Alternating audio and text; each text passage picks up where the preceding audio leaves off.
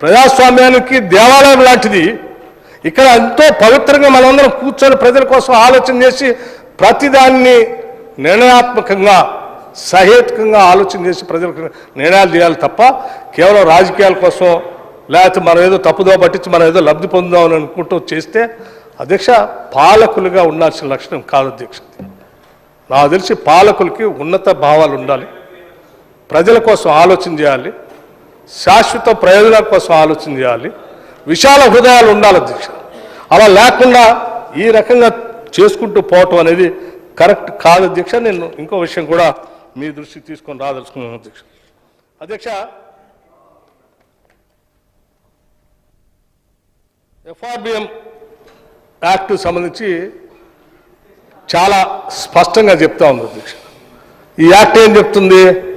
whenever the state government undertakes to unconditionally and substantially repay the principal amount and or pay the interest of any separate legal entity, it has to reflect such liability as the borrowings of the state.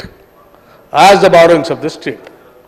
Repay చేసే ప్రతి పైసా కూడా borrowings లాగా reflect కావాల్సిందే అని చెప్పి చాలా స్పష్టంగా FRB act కూడా చెప్తా ఉంది.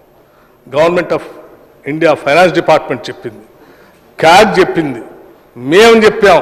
ఉన్న వాస్తవాలన్నీ అన్ని కార్పొరేషన్లకు సంబంధించిన సమగ్రమైన సమాచారం తీసుకొచ్చి సభ ముందు పెట్టాం. ఇన్ని పెట్టి ఆ రోజు శ్వేతపత్రం పెట్టి అంత చర్చ జరిగిన తర్వాత ఒక సంవత్సర కాలం అయిన తర్వాత మళ్ళీ ఒక కాగితం పట్టుకొని హరీష్ రావు గారు సభకు వచ్చి, అయ్యా మీరు అంతా సభను తప్పుదో పట్టించారు, మీ మీద చర్యలు తీసుకోవాలంటున్నారు. అధ్యక్ష, నేను రెడీ.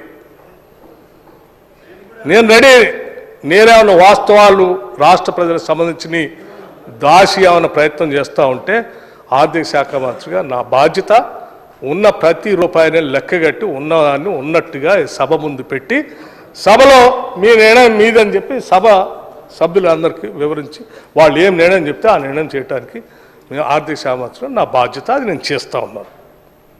కానీ నాకంటే ముందున్నటువంటి హరీష్ రావు గారు ఆ పని చేయకుండా సభను తప్పుదోవ పట్టించి అంకెలు తగ్గించి ఆ కాలంలో ఉన్న దాన్ని RBIకి పంపించి RBI ప్రింట్ చేసి దాన్ని తీసుకొచ్చి చూపించి మళ్ళీ ఈ సభను మిస్గైడ్ చేస్తూ ఈ రకమైనటువంటి ధోరణి ఇది మంచిది కాదు. సభా హక్కుల గురించి ఆలోచన చేయాలి, అసలు ప్రివిలేజ్ మోషన్ ఎవరి మీద ఇవ్వాలనేది ఆలోచన చేయాలి.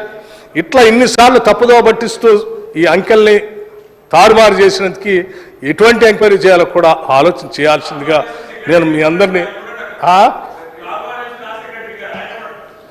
ఏమండి